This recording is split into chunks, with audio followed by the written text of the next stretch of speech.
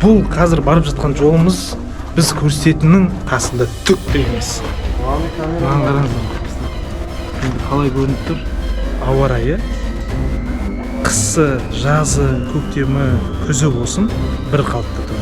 Мына кристалдар қалай өскенін айтсаңыздаршы. Қалай өскен? Неге керемет. Қазақстанда да осындай жерлер бар екен деп күтпедім. Сен күттің ба? Ондай затта ойлағанда жоқпыз. Ойлағанда жоқпыз. Бар екен белгілі. Керемет. Там есть еще один целый зал, он как бы двухэтажный. Да, над нами. Екінші қабаты Над бар. нами есть, да, еще второй этаж. Достар, түсіріп отырсың ба? Достар, енді біз қазір жер асты көліне барамыз. Кішкентай көл. Бірақ бұл тек қана енді осыны түнде көрдің деп елестетші. Қандай жағдайда боласың? Бұл жерде кеше түнде баратын білетін бөлмелері бар.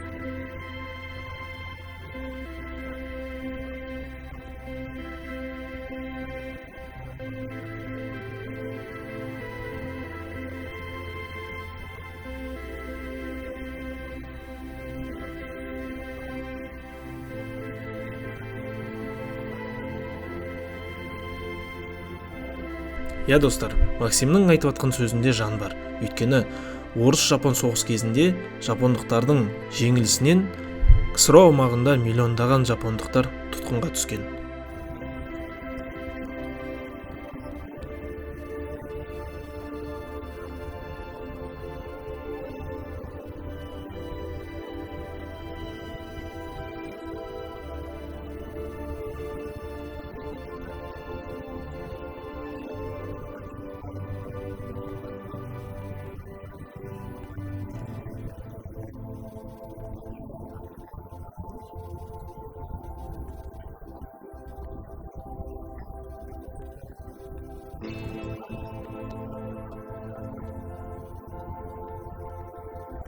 Сол әскерлердің көптегені біздің қазақ жеріндегі үлкен қалалардың қалыптасуына ықпал еткен. Ал біздің елімізде 6000-ға жуық жапондық қара жұмысқа салынды. Яғни олардың көбі дерлік Алматы қаласының үлкен ғимараттарының бой көтеруіне жұмылдырылған.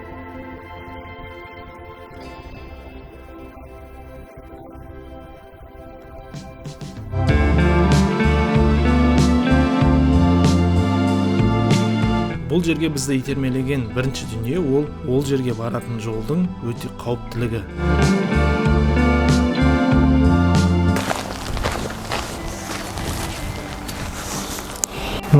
Қай жерде жүрсін дейтін шығарсыздар, достар. Біз қазір бір осы біздің елімізде болған бір үлкен тарихтардың бірімен танысуға келдік. Ол қандай тарих дейсіз ғой? Осыдан жаңа Максимнің өзі айтып кеткендей, бір ғасыр бұрын орыс және жапон соғысы кезінде тұтқынға түскен жапондықтардың біздің ол кезде енді Түркістан губерниясы болған кезде мына жерде үлкен тауды тесіп үңгір қазған. Ол үңгір бастапқыда темір жол жасамақшы болған. Бірақ белгісіз бір себептермен ол іс аяғына жетпей, қазір біздің елімізде бір мистикалық, бір ерекше жерлердің қатарына кіріп кетті. Ол мына жерде, достар. Мистикалық деп айтқан себебім, бұл жерде әлі күнге дейін осы үңгірді салған жапондықтардың елесі, яғни бейнелері көрінеді деген сөз бар. Ол жерге де шығу оп-оңай демеймін, өйткені қазынадан көтеріліп барып темір жолды өту керек. Темір жолдан өту, білесіздер, өте қауіпті. Жан-жаққа қарап, өйткені темір жолда тоқ өтеді. Одан бөлек пойыздардан да байқау керек дегендей. Қазір енді барып, сіздерге сол жермен таныстыратын боламыз. Ол жерде оның тарихымен бізге Максим көп әңгімелерін айтып беретін болады. Бірге барып көрейік, достар.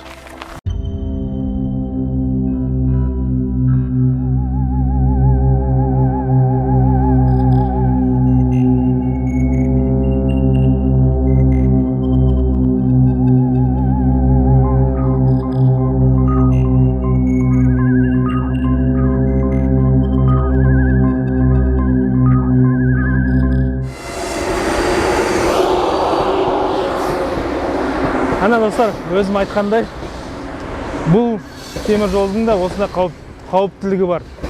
Өйткені бұл жолдан пойыздар тоқтамайды. Сондықтан да осылай әйтеуір тез өтіп кетудің амалын жасаймыз. Қараңыздар. Негізі мына деген түбі көрінбейтін пойыз ғой.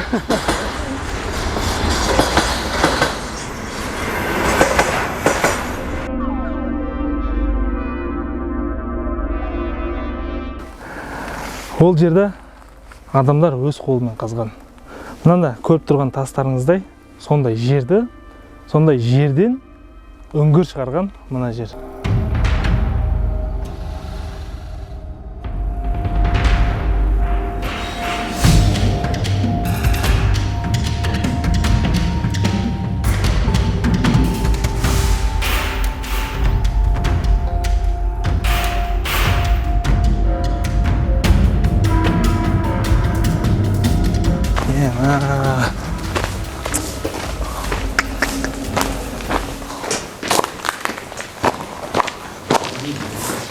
Достар, мына үңгірді көріп тұрсыздар ма? Осы үңгірді адамдар қолымен қазған. Қолымен қазған мына үңгірді. Ешқандай динамит қойып жармай, ешқандай да бір басқа да бір аппараттарды алып келмей, жаңағы таста қажайтын сондай аппаратсыз осы жерде қолмен осындай үңгірді қазған. Сол жапон тұтқындарының қазіргі еңбегі осы. Бірақ ол еңбегі зая кетіп, қазір бұл жер тек қана осындай біз сияқты адамдардың келіп әсем кереметтілігіне таң қалатын жер ғана болды.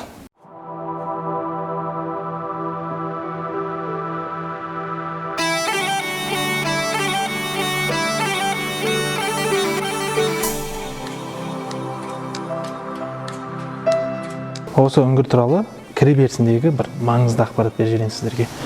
Мына қаланған мына кірпіштерге 100 ғасырдан көп болған. Қараңыздар, қандай жағдайда әлі күнге дейін тұрғанын. Осы қойылған баған осы тастардың құлап кетпес үшін жасалған бір қауіпсіздік бір шара ретінде қойылған дүние екен. Қараңыздар, достар, мына кірпіштердің арасына жағылатын лайларына дейін әліген дейін сақталғанын айтсаңыздар, қандай керемет, иә? Осының бәрін жапон аталарымыз істеп кеткен. Кеткен, ары қарай түбіне барайық. Үңгірге кіргеннен бастап үстімде бір ауыр сезім болды. Ол енді осы жерде қиналып, аштықпен жұмыс жасаған жапондық әскерлердің сезімі шығар. Үңгірдің ұзындығы шамамен 1 шақырым. Бірақ кіріп бара жатып, түбіне жете алмайтындай бір сезім болады екен. Қазір біз 100 метрге жуық ішіне кірдік. Мынандай екінші жаңағыдай кірпіштен қаланған осындай баған шықты. Менің түсінгенім бойынша әрбір 100 метрге осындай баған қойып, жаңағы өздеріне қауіпсіздік шараларын жасаған екен. Енді мынаның ішіндегі де қалай сақталып қалған. Мен түсінгенім бойынша енді мынаны әлі де 1000 жылдар бойы тұратын шығар. Одан көп тұрмаса. Ары қарай барайық. Қазір біз ішіне кіріп бара жатып, жерде жатқан жарғанаттардың нәжістерін көрдік. Олар осы жерді мекендейтін жануарлар. Осы жерді мекендейтін. Оларға енді біз барынша қазір аяғымызды ақырын басып, оларды ұйқысынан оятып жібермейтіндей болу керекпіз. Өйткені олардың істегені өте жаман болады деп ойлаймын. Сондықтан да бізді ескертті. Ақырын, қатты сөйлемей, ары қарай қадам басуымызды. Бұл үңгірдің басы бар, соған жетуіміз керек. Ал басында қара түнектен еш нәрсе көрінбей тұр. Не брежьтесь в диск. Да. И вот здесь отклонился кусок. Достар, вниз, яркость вниз. Мына жерде үстімізде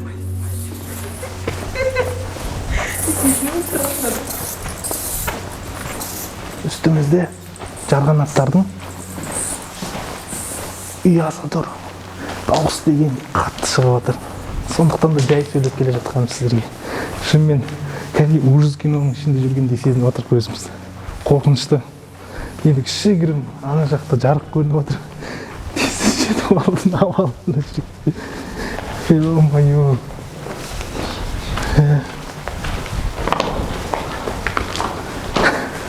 Сен де қорқып отырсың ба? Болды. Мен айта алмадым. Біз өттік ау. Жарғанаттардың ұясынан. Біздің мына жерде гидіміз қорқытып отыр. Өзі и так қорқып кетіп бара жатсақ, ол кісі вообще қорқып.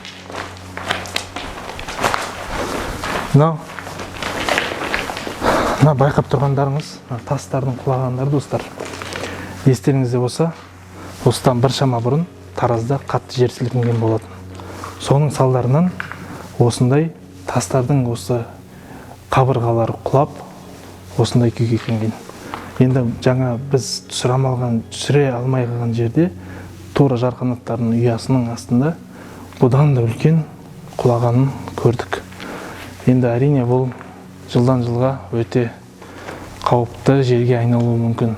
Енді мына көріп тұрғандарыңызды жаңағы жолда әр 100 метр сайын осындай кірпіштен қаланған жерлер әлімге дейін мықты сақталып жақсы жасалынған. Не себепті екен білмеймін, бірақ бүткіл мүмкін үлгермей қалған шығар. Негізінде мынандай бағандар, осындай қабырға бағандар бүткіл осы үңгірде болу керек деп ойлаймын. Оған үлгермей қалған сияқты. Үңгірдің ішінде жүргенде сол соғыс заманының бір кішкене болсын әсерін өз денеңде сезінетін сияқтысың. Бірақ мұндай жерлердің осылай тастанды болып, ешкімге керек еместігі ішіңді қынжылтады.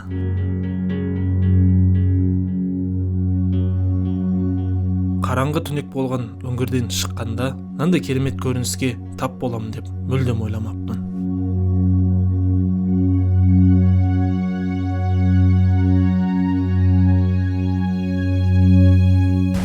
Енді достар, біз үңгірдің ана басына келдік. Шынымен де бір ана ужас кинолардың ішіне кіріп кеткендей сезім алдым, әсер алдым. Мына үңгірдің іш жағы, енді сыртында қазына шыға берсіндегі кереметке бір тамсаныңыздар, бір көріңіздер өздеріңіз.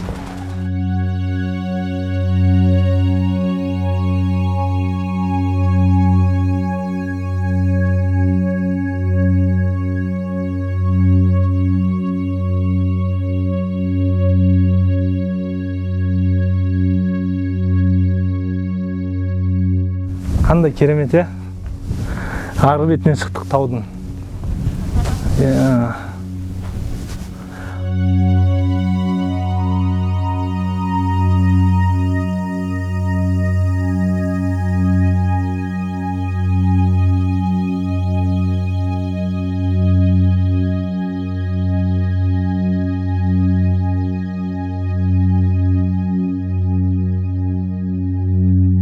Енді достар, жаңа айтқанымдай, бұл үңгірді, осы темір жол үңгірін жапондықтар сағанын қалай дәлелдейсің деген кезде, оны қазір Максиммен бірге барып сіздерге дәлелдеп көрсететін боламыз.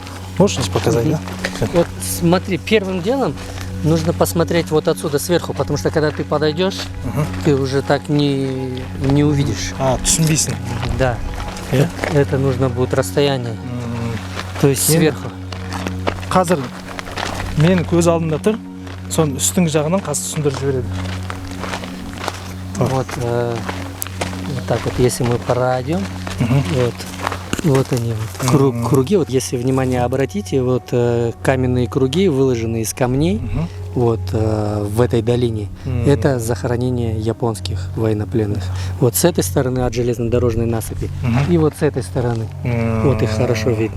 Қанша адам қайтыс болды шамамен? Сколько людей здесь умерло? Я точно не могу сказать, не знаю, но говорят, что в каждой могилке где-то по 5-6 человек. Ну, если судить по количеству вот этих могилок, 1, 2, 3, 4, тут где-то штук 7-8, и здесь где-то штуки 3. 7-8 на 5, вот получится где-то 50 человек примерно. 50 адамдай қайтыс болғанда.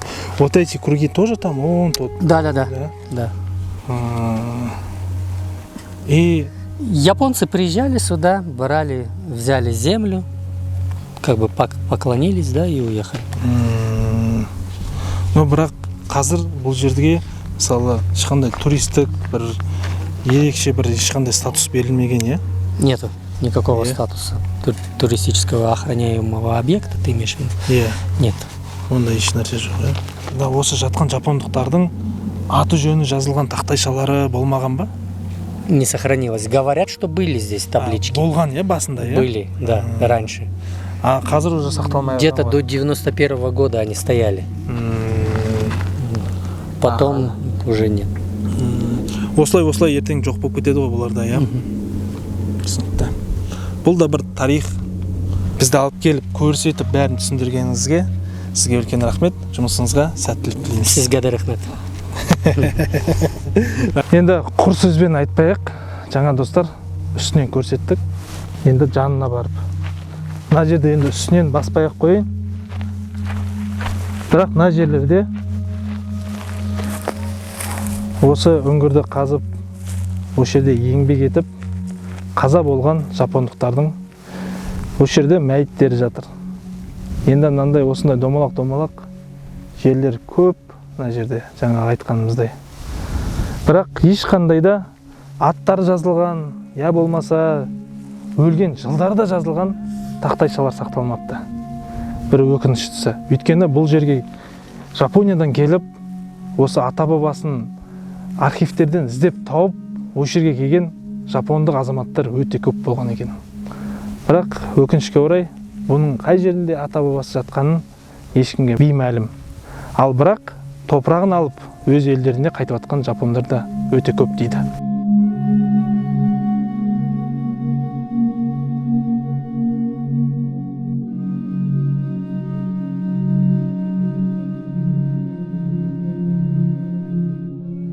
Мына жердегі көрініс нағыз кино түсіретін локация деуге болады екен. Өйткені қайғысы мен кереметтілігі бір ұштасқан күшті жер болып қалған екен.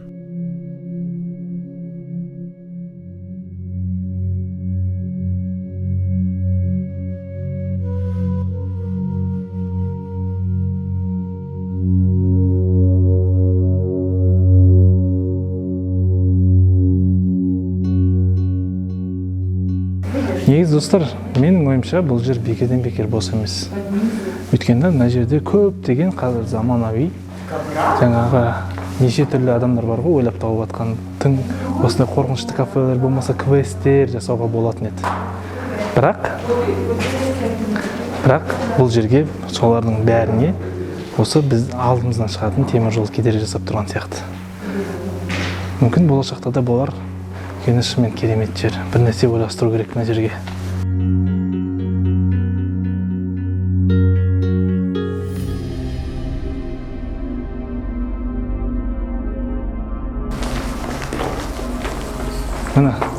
Мына жерде осы ұялары көрдіңіздер ғой, қаншасы тұрған. Жақындатшы зуммен. Не алсай, бұрасай. Қаншасы тұрғанын үстінде. Жарғанаттардың ұясы.